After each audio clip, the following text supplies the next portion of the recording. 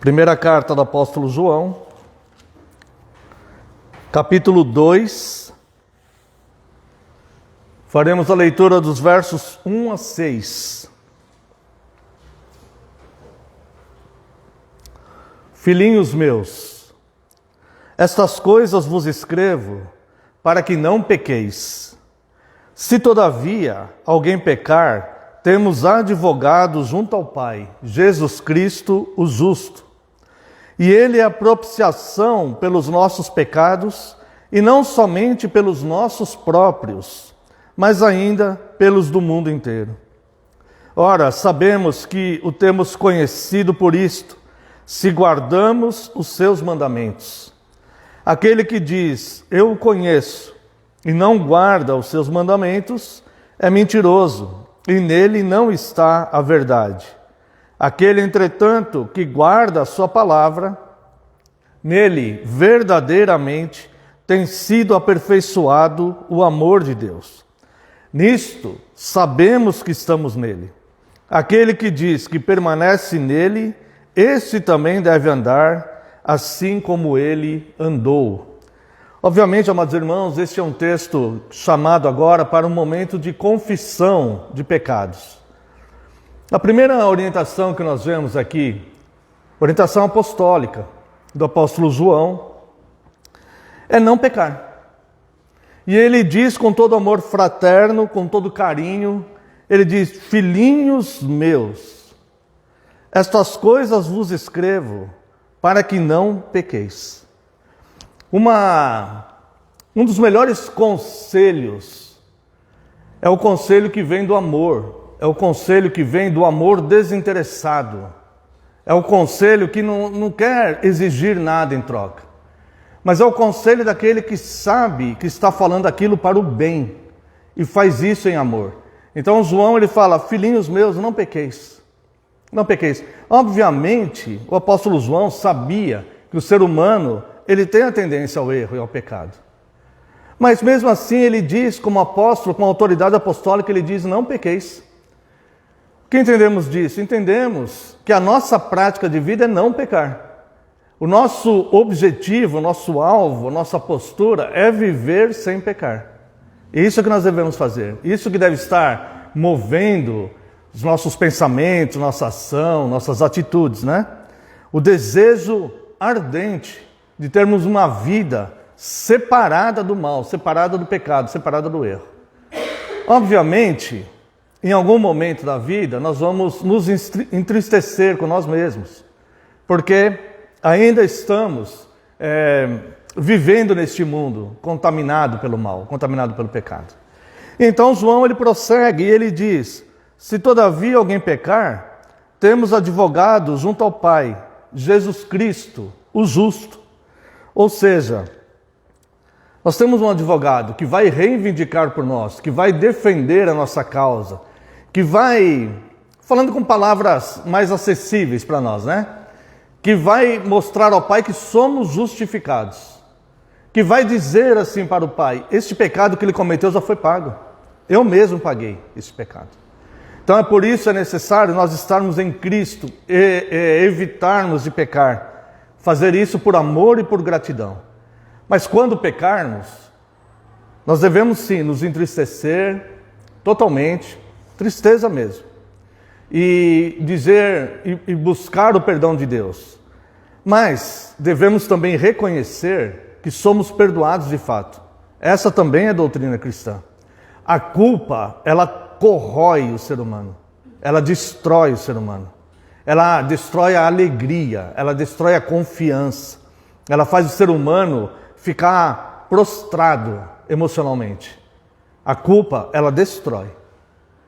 Portanto, é muito necessário entendermos como uma doutrina legitimamente cristã que o nosso Deus ele é tão poderoso a ponto de perdoar os nossos pecados. Obviamente, aquele que ama a Deus, o texto vai continuar. Aquele que ama a Deus é que guarda os seus mandamentos. Obviamente, nós não vamos nos apegar neste amor e nesta segurança bíblica que Deus nos perdoa para desenvolvermos uma vida de pecados, não. Porque o texto aqui ele continua. Ele é propiciação pelos nossos pecados, Mas não somente pelos nossos próprios, mas ainda pelo mundo inteiro. O Evangelho, ele é universal. Não só os nossos pecados, não só esta igreja é certa, não só nós, o nosso grupo é certo, não. O mundo inteiro, qualquer pessoa do mundo inteiro, qualquer comunidade do mundo inteiro, se submeter a esta mesma palavra, o efeito será o mesmo. A ação de Deus será a mesma. Qualquer pessoa no mundo inteiro. A propiciação é para todo aquele que nele crer e se submeta, seja onde estiver no mundo, seja de qual etnia for, qualquer comunidade cristã. Se a pessoa se submeter a essa doutrina, ela será aceita. Como Deus falou para Caim, mesmo sabendo que Caim cometeria aquele mal. Deus falou, se fizeres o bem, não é certo que sereis aceito? Deus falou isso. E da mesma forma, o apóstolo João ele fala, é a propiciação dos pecados não só nossos, nós não somos sectários, não só a gente, mas do mundo inteiro. Qualquer pessoa que se submeta a essas realidades bíblicas, a essa sã doutrina, essa pessoa vai obter o mesmo efeito da ação de Deus. E ele continua o texto dizendo, ora, sabemos que o temos conhecido por isto. Isso aqui ele está nos ensinando. Se guardamos os seus mandamentos. Então, obviamente, não é a comunidade que você congrega, a comunidade cristã que você pertence, não é o seu julgamento pessoal, se você se acha uma pessoa boa ou uma pessoa má. Não é isso que vai definir se nós de fato amamos a Deus e se nós de fato estamos nos submetendo aos ensinos apostólicos que compõem o corpo doutrinário da igreja. Mas sim, se nós guardamos os seus mandamentos. Então é por isso que no verso 1 ele diz, filhinhos meus, essas coisas vos escrevo para que não pequeis. Ou seja, aquele que ama de fato é o que guarda os mandamentos. Infelizmente nós temos uma realidade hoje no mundo de uma igreja que nem sequer lembra dos mandamentos de Deus. Só se fala em amor, amor, amor, e banalizou o amor, colocando o nome de amor em qualquer atitude que muitas vezes ofende a Deus. E os homens chamam de amor aquilo. Então, não é por este fator que nós fazemos a avaliação, mas sim pela orientação apostólica. E ele diz, sabemos que o amamos se guardamos os seus mandamentos.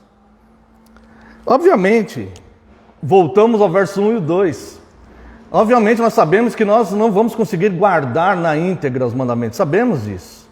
Mas o nosso coração, o nosso desejo, nosso alvo, nosso objetivo de vida deve ser guardar os mandamentos. E é por isso que nós devemos lembrar quais são os mandamentos, né? Aquele que diz, eu o conheço e não guarda os seus mandamentos, veja que palavra duríssima, irmãos, mas verdadeira. Aqui é palavra de vida. É uma palavra que visa chocar aquele que está no erro sem perceber que está no erro. Então é necessário um choque para que a pessoa pense, né? O sábio é aquele que aceita a correção. O sábio não é um soberbo que não quer ser corrigido. O sábio é aquele que aceita a correção. Então o apóstolo Paulo, ele diz aqui, olha só. Aquele que diz, eu conheço e não guarda os seus mandamentos, é mentiroso e nele não está a verdade. Aquele, entretanto, que guarda a sua palavra, nele verdadeiramente tem sido aperfeiçoado o amor de Deus. Nisto sabemos que estamos nele. Então, irmãos, as pessoas perguntam, mas será que eu sou cristão? Mas será que eu estou na fé? Mas será? A própria resposta está nas Escrituras.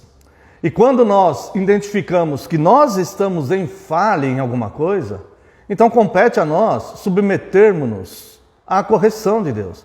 Porque Deus corrige aqueles que Ele ama. A pessoa que passa sem a correção, ela pode até prosperar, mas ela vai terminar os seus dias em pecado, no erro, sem a correção. E obviamente haverá uma consequência disso. Verso 5.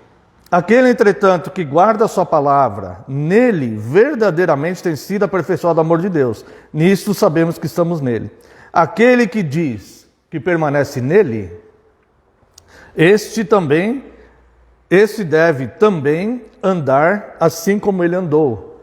O que vem aqui no verso 6 é uma religião moral e verdadeira. É uma fé moral e verdadeira. E não uma fé de palavras, de línguas.